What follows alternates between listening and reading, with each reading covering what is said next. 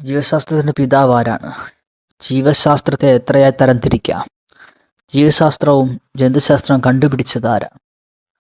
ജീവന്റെ അടിസ്ഥാന യൂണിറ്റ് എന്താണ്? ഹായ് കൂട്ടുകാരെ, സ്റ്റഡീസ് ലൈബ്രറിയിലേക്ക് എല്ലാവർക്കും സ്വാഗതം.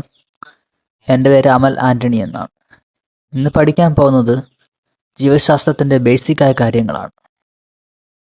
ബയോളജി എന്ന പദം ആദ്യമായി നിർദ്ദേശിച്ചത് ലാമാർക്കാണ്. ജീവശാസ്ത്രത്തിന്റെ പിതാവ് എന്നറിയപ്പെടുന്നത് അരിസ്റ്റോട്ടിൽ. ജീവശാസ്ത്രത്തെ രണ്ടായി തരംതിരിച്ചിരിക്കുന്നു: ജന്തുശാസ്ത്രമെന്നും സസ്യശാസ്ത്രമെന്നും.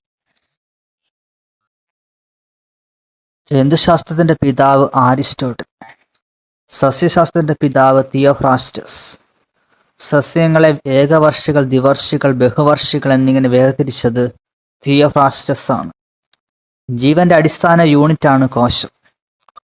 കോശസിദ്ധാന്തത്തെ ഉപജ്ഞാതാക്കൾ തിയോഡർ ഷാനും ജേക്കബ് സ്ലീഡനുമാണ്. ജീവികളെ കണ്ടെത്തുകയും ശാസ്ത്രീയമായി തരംതിരിക്കുകയും ലോകമെമ്പാടും അംഗീകരിക്കത്തക്ക വിധത്തിൽ പേര് നൽകുകയും ചെയ്യുന്ന ശാസ്ത്രശാഖയാണ് ടാക്സോണമി. ജന്തുക്കൾക്കും സസ്യങ്ങൾക്കും ദ്വിമാന പദ്ധതി പ്രകാരം ശാസ്ത്രീയ നാമങ്ങൾ നൽകിയിരിക്കുന്ന ഭാഷയാണ് ലാറ്റിൻ ഭാഷ. വർഗീകരണത്തിന്റെ അഥവാ ടാക്സോണമിയുടെ ഉപജ്ഞാതാവാണ് കാൾ ലിന്നേയസ്.